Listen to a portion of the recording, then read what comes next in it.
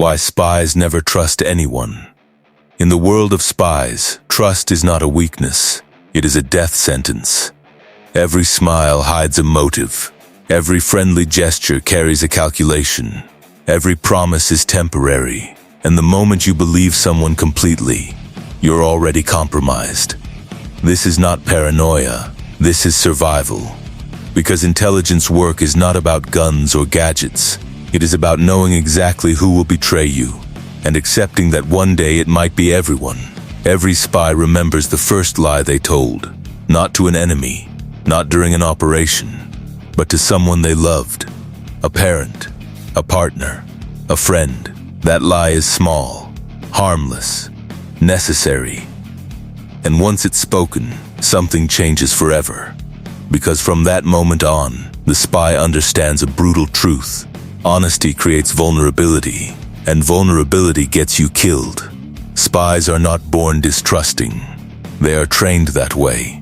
Training does not begin with weapons. It begins with doubt. Doubt every sentence. Doubt every silence. Doubt the reasons people give you for helping.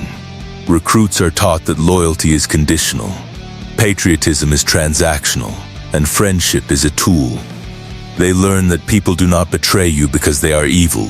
They betray you because it makes sense. Money, fear, ideology, survival. Most betrayals are not emotional, they are logical. And logic is harder to fight than hate. A spy's first real lesson comes when they are assigned a partner. The agency tells them this person is there to protect them. That is a lie.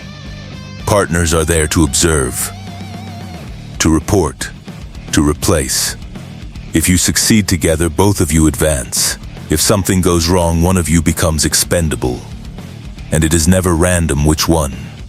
Every spy learns to sleep lightly, to speak carefully, to share nothing they cannot afford to lose.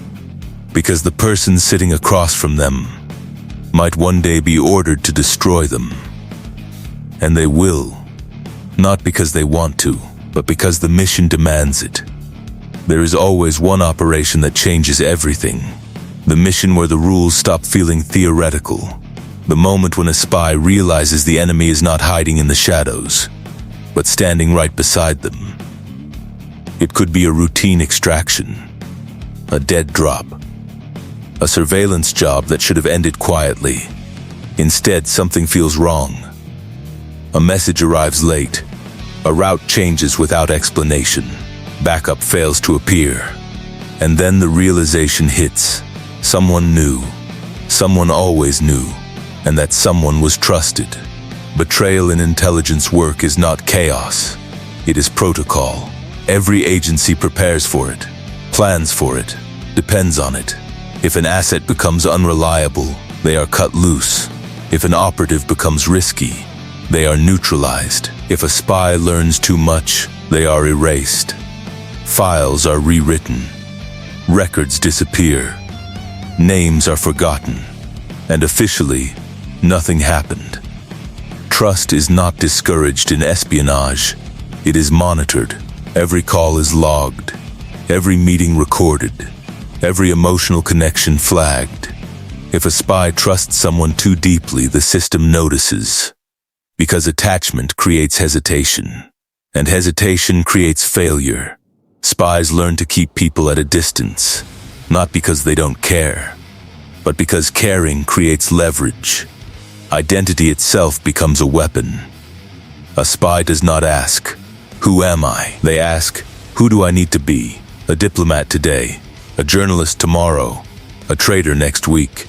Names change, histories change. Beliefs become flexible. After enough time, even the spy is no longer sure which version is real. And when you don't fully trust yourself, how could you ever trust someone else? Eventually, every spy faces a moment where orders and conscience collide.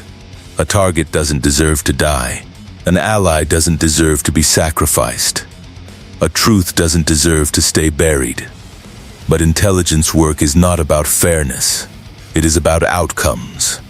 And outcomes demand obedience. Spies who hesitate do not last. Spies who question too loudly disappear. The most dangerous target a spy ever faces is not an enemy agent. It is another spy who knows too much, because that spy understands the rules. They know the language. They know how to vanish evidence and people. When intelligence agencies clean house, they do it quietly. No headlines, no funerals, no apologies, just silence. There is no real exit from espionage, no retirement party, no final briefing. You do not leave intelligence work. It leaves you. Old contacts stop answering. Former allies pretend not to recognize you.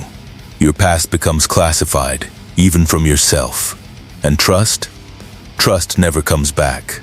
Because once you've seen how easily people are turned, how quickly loyalty dissolves under pressure, how disposable even heroes become, you stop believing in permanent alliances. Spies don't stop trusting because they are heartless. They stop trusting because they have receipts.